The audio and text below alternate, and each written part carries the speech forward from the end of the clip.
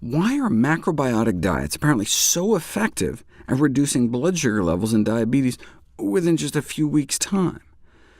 Because the diet is centered around whole grains, brown rice, barley, and millet, maybe the high fiber intake is improving the gut microbiome, the friendly flora in the colons of diabetics, and that's leading to a reduction in insulin resistance? Or maybe it's because it also has lots of vegetables. Maybe it's kind of correcting some kind of low-grade acidosis from the high levels of animal protein in their regular diets.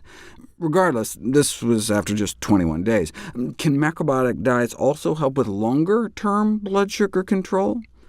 How about a 6-month dietary intervention with wildly out-of-control blood sugars? Hemoglobin A1c offers a sense of one's average blood sugars over the previous few months, so an A1c level of 5 would mean over the last few months your blood sugars have been in the kind of double digits most of the time, meaning your sugars have been normal, healthy, non-diabetic. But an A1c of like 6 is pre-diabetes territory, and 6.5 can be a sign of full-blown diabetes. But under 7 is considered controlled diabetes. That's what diabetics are striving towards with pills and insulin injections, and anything over 7 is considered out-of-control diabetes. The average A1c level in the macrobiotic diet study started out off the charts at 12.6, meaning for months they've been averaging blood sugars in the 300s, despite all being on insulin injections. But then they were placed on the so-called MAPI-2 diet, a strictly plant-based macrobiotic-style diet centered around whole grains, vegetables, and beans, with some sesame seeds and green tea. What happened?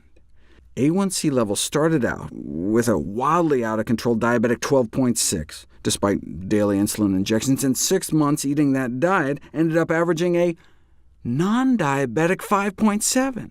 And are you ready for this? That was after they all were able to eliminate their insulin. They went from 100% on insulin without a controlled diabetes to 0% on insulin, averaging non-diabetic blood sugars. That's the power of plants. And 3/4 were off all their diabetes medications completely in just 6 months' time.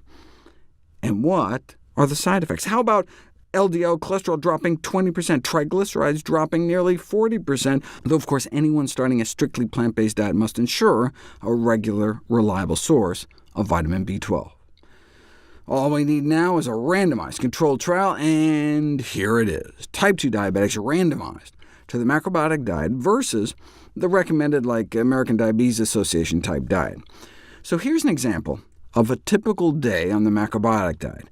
A savory whole grains cake for breakfast with green tea with brown rice sesame balls for a snack. Lunch was a vegetable millet soup and a brown rice salad with lots of vegetable sides, and adzuki beans, more whole grain snacks, and a dinner similar to lunch, vegetable barley soup, lots of vegetables, chickpeas, green tea throughout the day. Whereas the more standard diabetic diet group got a day like this: low-fat milk, whole wheat bread, kind of a Mediterranean lunch with vegetables and beans, fruit for a snack, and a bean and vegetable soup, whole grain bread. A gretty is like a green leafy vegetable, and baked fish. I have to say, that's a pretty healthy, controlled diet. I mean, they could have compared it to some trashy diet, but they wanted to be like, look, this is what the diabetes groups say is best, so let's stack our diet against theirs. OK, so what happened? The macrobiotic diet won out on every measure of blood sugar control.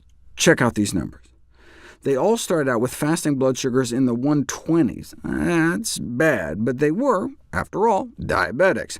Normal fasting blood sugars, like when you wake up in the morning before breakfast, should be at least down in the double digits, under 100.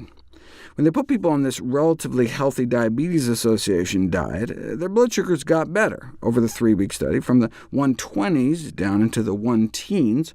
So that's like the best the official diabetes-recommended diets can do. Compare that to an isocaloric macrobiotic diet, meaning the same number of calories. This is what the macrobiotic diet did, better within days, and hitting normal fasting blood sugars within a week. 100% of those on the macrobiotic diet got down to at least under 110, whereas less than half of those on the diabetes diet did. And this was on fewer drugs. In the control group, one person was able to reduce their oral hypoglycemic medications, whereas 5 of the 7 on such drugs in the macrobiotic group had to stop taking them. Otherwise, their blood sugars would have fallen too low. So better results on fewer drugs. That's the power of a really healthy diet. And just as an aside, what a poke in the eye with a sharp stick this study was to the low-carb crowd. Look at this. They took diabetics and put them on a 73% carbohydrate diet, adding 100 grams of carbs to their daily diet, and in the form of grains. And what happened? Did their blood sugar skyrocket out of control? No, they got better, significantly better, in a matter of days, with average fasting blood sugar starting out at 129, falling to 95, and holy moly, look at their LDL cholesterol down to 62, a nearly 48% drop in 3 weeks.